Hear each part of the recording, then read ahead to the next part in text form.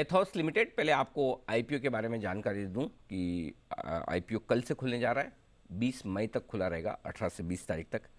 836 से 878 रुपये ये प्राइस बैंड है। लॉट साइज रखी गई है 17 शेयरों की। 97 करोड़ का ऑफर फॉर सेल है, यानी कि एग्जिस्टिंग इन्वेस्टर्स जो हैं वो बेच रहे हैं, और 375 करोड़ का नया इशू है। तो कुल मिला के ये समझ लीजिए 450 करोड़ रुपए के आसपास का इशू प्राइस है। और जब ऊपरी बैंड पर जो कि 878 रुपये का, इस पर मार्केट कैप बन जाता है आपके लिए 2050 करोड़ का। ये है एथोस लिमिटेड के आईपीओ की डिटेल्स आपके लिए। आइए अब कंपनी के बारे में आपको थोड़ी जानकारी दी जाए। 2007 में कमला रिटेल लिमिटेड के नाम से इस कंपनी की शुरुआत हुई थी, और देश की सबसे बड़ी लग्जरी और प्रीमियम गाड़ी बेचने वाली कंपनियों में से एक है ये। लग्जरी और प्रीमियम सेगमेंट में कुल रिटेल बिक्री का 13% हिस्सा है इनके पास में, और वित्त वर्ष 2020 में लग्जरी सेगमेंट में 20% हिस्सा था। 17 शहरों में मल्टी स्टोर फॉर्मेट में करीबन 50 स्टोर्स हैं इस कंपनी के पास में।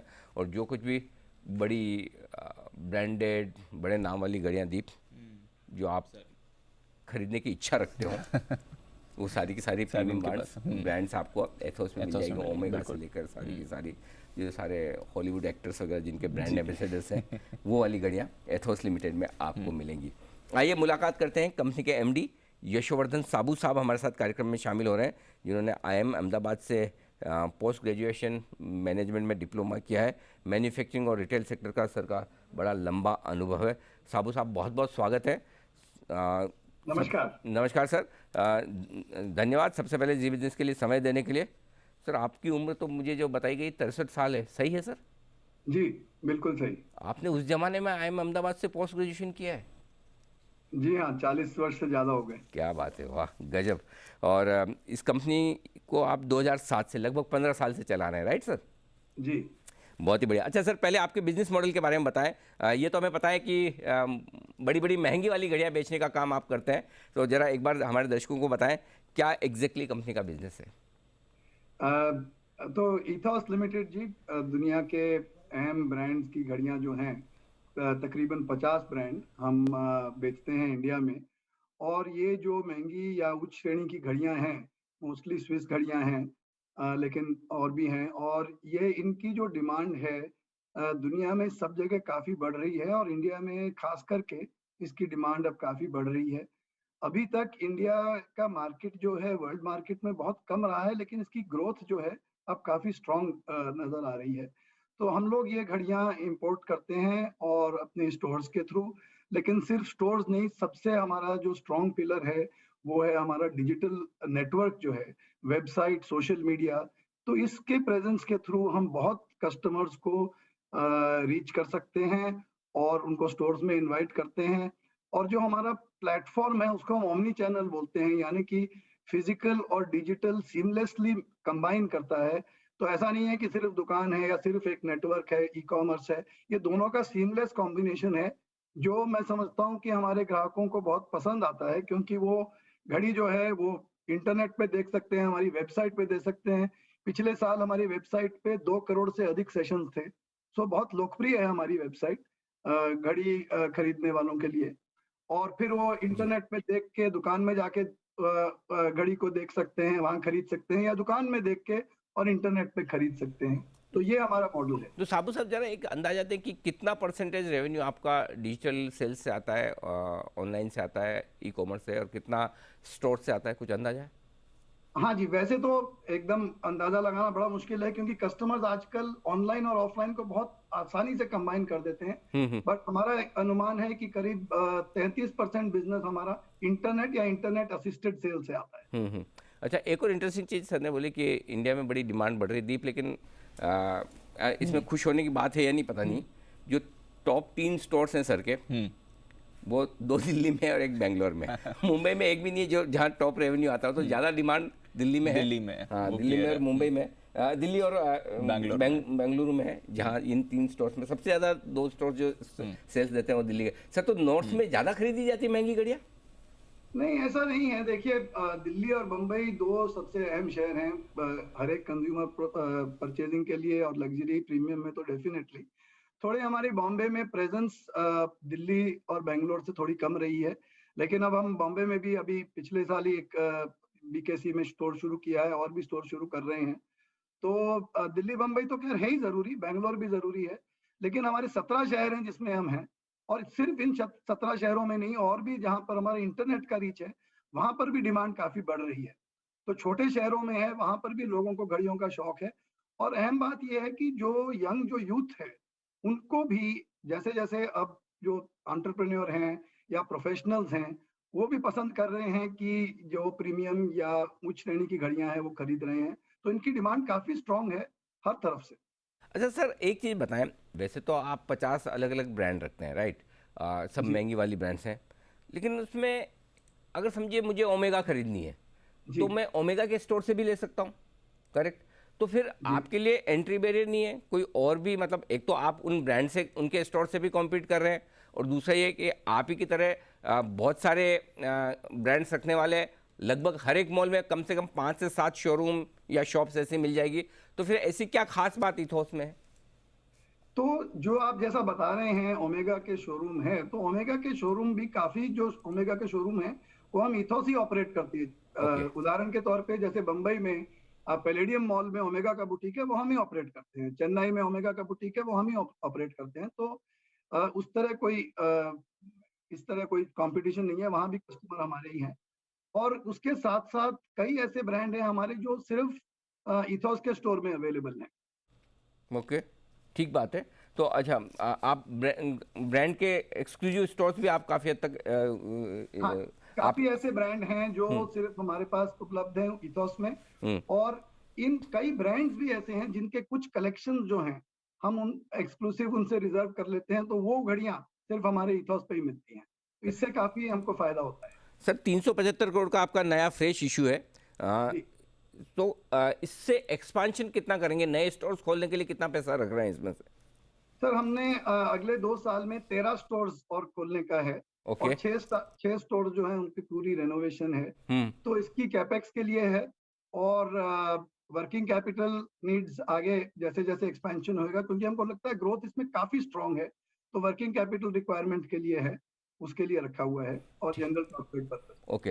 अच्छा सर, वैसे तो इस साल के जो मेरे पास नंबर है दिसंबर 2021 के, इसमें आपके ऑपरेटिंग प्रॉफिट मार्जिन जो है करीबन करीबन पौने 11%, 11% के आसपास है। लेकिन पिछले 2-3 साल से थोड़े थोड़े कम हुए, 13% से घटकर 10, सवा 10% के आसपास आए। क्या वजह है कि थोड़े मार्जिन में कमी आती हुई दिखी, और क्या रीजनेबल मार्जिन आपको लगता है जो इस बिजनेस में होंगे? सर, ऐसा है कि पिछले 2 साल जैसा आप जानते हैं, इनमें कई क्वार्टर्स कोविड से काफ़ी प्रभावित रहे। जी।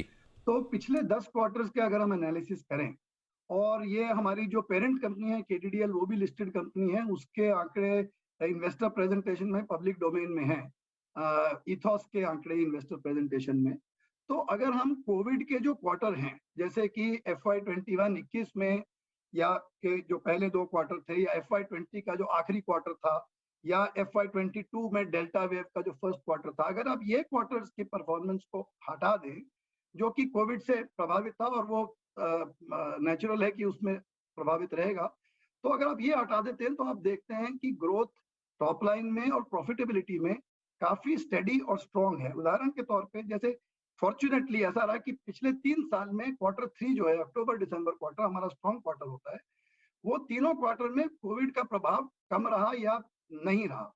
उन क्वार्टर्स में अगर आप निकाल के देखें, तो अच्छी ग्रोथ है प्रॉफिट बिफोर पीबीटी लेवल पे, 7.7 करोड़, 10.6 करोड़ और 16.6 करोड़ पीबीटी।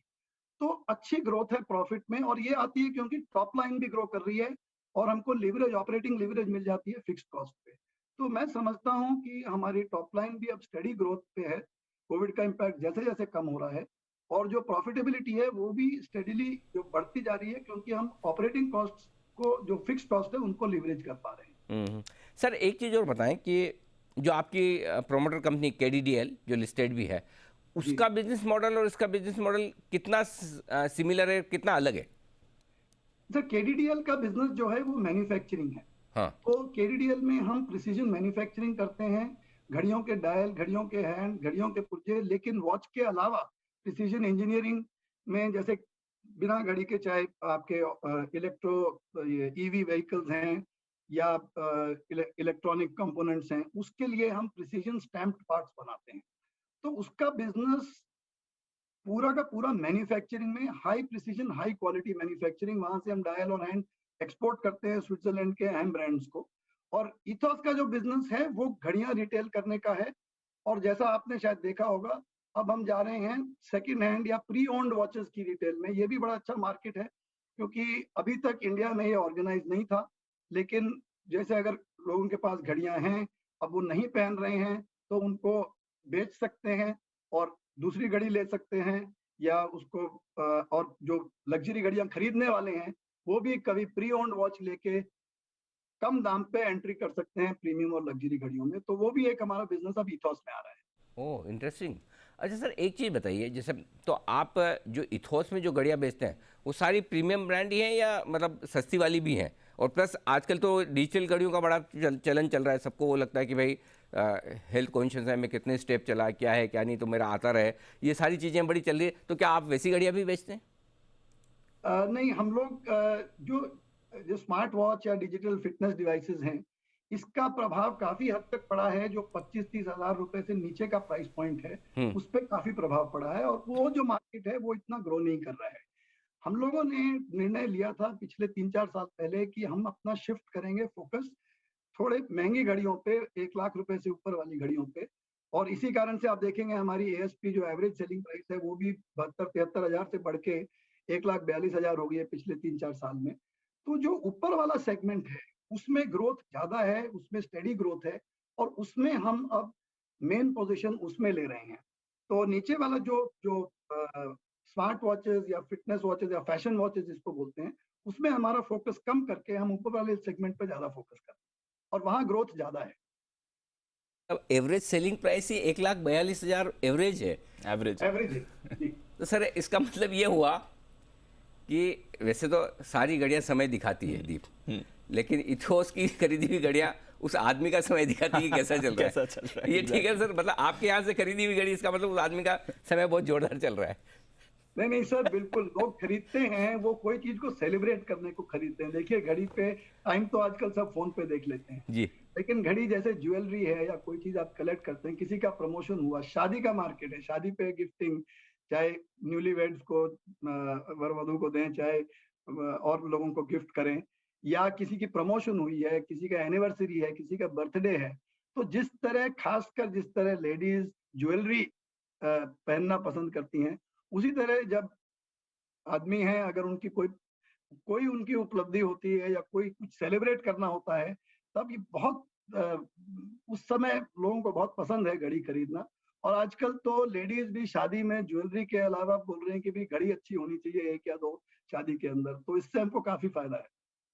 मतलब पुरुषों के लिए तो ज्वेलरी वुलरी तो ज़्यादा बची नहीं, क्या करेगा आदमी, ज़्यादा से ज़्यादा बढ़िया एक घड़ी पहन सकता है। और सर ने सारे बता दिए ओकेजन्स इसी से। सर ये भी देखिए कि एक पुरुषों के लिए जी क्या ऐसी चीज है जो आदमी खरीद के और 10, 15, 20 साल तक इंजॉय कर सकते हैं, और फिर अगली अपने जनरेशन को भी वो दे सकते हैं, और उसकी वैल्यू भी होल्ड करती है। तो घड़ी एक ऐसी चीज है जो लोग समझते हैं, और इसलिए जैसे जैसे स्टैंडर्ड ऑफ लिविंग बढ़ता है उस समय लोगों को लगता है कि ये घड़ी में भी इन्वेस्ट करना चाहिए। सर, अब मैंने ऐसे सुना, ये सही है कि मतलब घड़ियों के दाम भी समय के साथ बढ़ते हैं? नहीं तो आमतौर पर हमारी धारणा है कि घड़ी पुरानी होती जा रही है, खराब हो रही है, नहीं लाओ। लेकिन ये जो प्रीमियम घड़ियां हैं, क्या इनको लोग इन्वेस्टमेंट के लिहाज से भी खरीदते हैं, दाम बढ़ते हैं?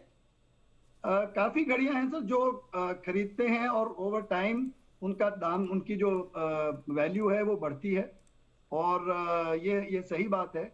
और कई जो उच्च श्रेणी के ब्रांड हैं, उनकी जो पुरानी घड़ियां हैं, उनके दाम जो अब सेकेंडरी मार्केट में हैं, वो ओरिजिनल प्राइस से 1, 2, 3, 4 गुना भी हैं। वाह, चलिए बहुत बढ़िया सर। साबू साहब, आपसे मुलाकात करके आपकी कंपनी के बारे में समझ के काफ़ी अच्छा लगा सर। बहुत बहुत धन्यवाद समय देने के लिए। कल से आपका आईपीओ खुल रहा है, बहुत बहुत शुभकामनाएं आपके आईपीओ के लिए। उम्मीद करें कि दमदार प्रदर्शन आपके आईपीओ का हो। कैपिटल मार्केट की आपकी इस यात्रा की शुरुआत बेहद शानदार है। Thank you so much sir.